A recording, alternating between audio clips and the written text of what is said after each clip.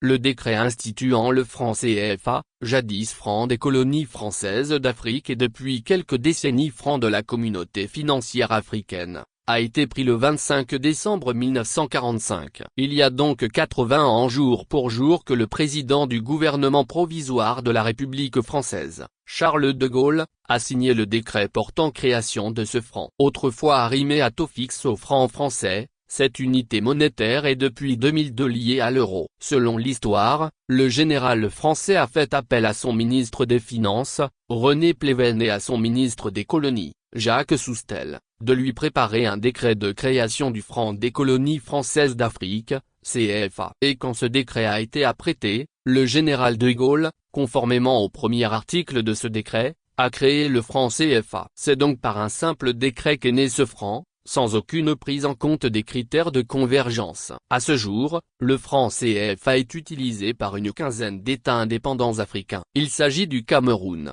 du Congo, du Gabon, de la Guinée équatoriale, de la République centrafricaine et du Tchad dans la zone de l'Union monétaire d'Afrique centrale, UMAC, du Bénin, du Burkina Faso, de la Côte d'Ivoire, de la Guinée-Bissau, du Mali, du Niger, du Sénégal et du Togo dans la zone de l'Union économique et monétaire ouest-africaine, UMOA, et l'Union des Comores.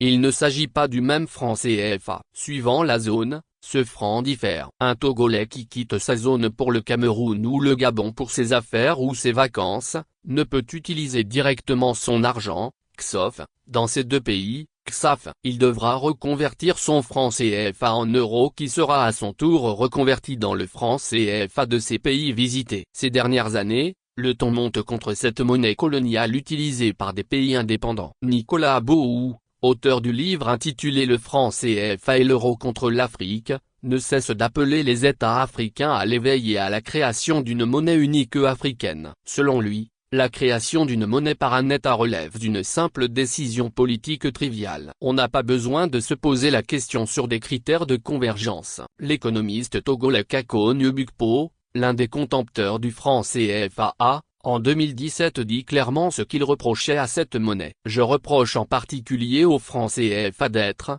s'agissant du chômage des jeunes, un système qui réprime les crédits qui devraient permettre aux jeunes Africains d'investir, d'avoir des activités, de créer eux-mêmes leurs activités, disait-il au micro d'une radio. La plus féroce des critiques contre le franc CFA viendra de l'économiste Tindjan Poumi, dans son livre intitulé Monnaie, Servitude et Liberté. Selon ce Camerounais, la France est le seul pays au monde à avoir réussi l'extraordinaire exploit de faire circuler sa monnaie dans des pays politiquement libérés.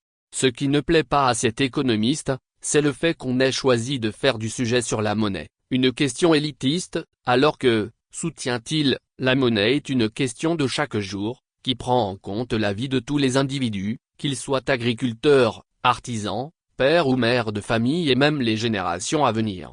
Dans ce livre publié au début des années 1980, l'économiste estime que c'est faute d'accorder aux questions monétaires l'attention qu'elles méritent que l'Afrique inflige à ses enfants, et plus encore à ceux qui ne sont pas encore nés, des souffrances tout à fait gratuites.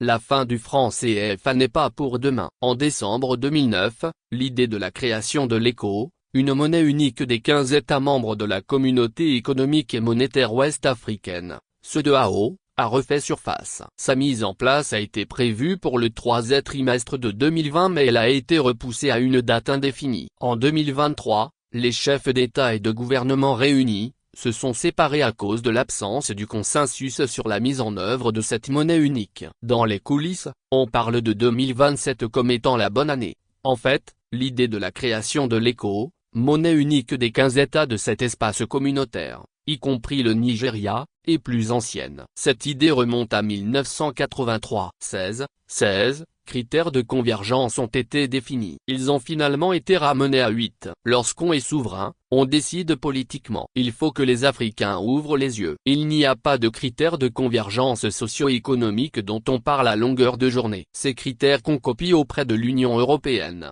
elle ne les respecte même pas, soutient l'économiste Nicolas Boou.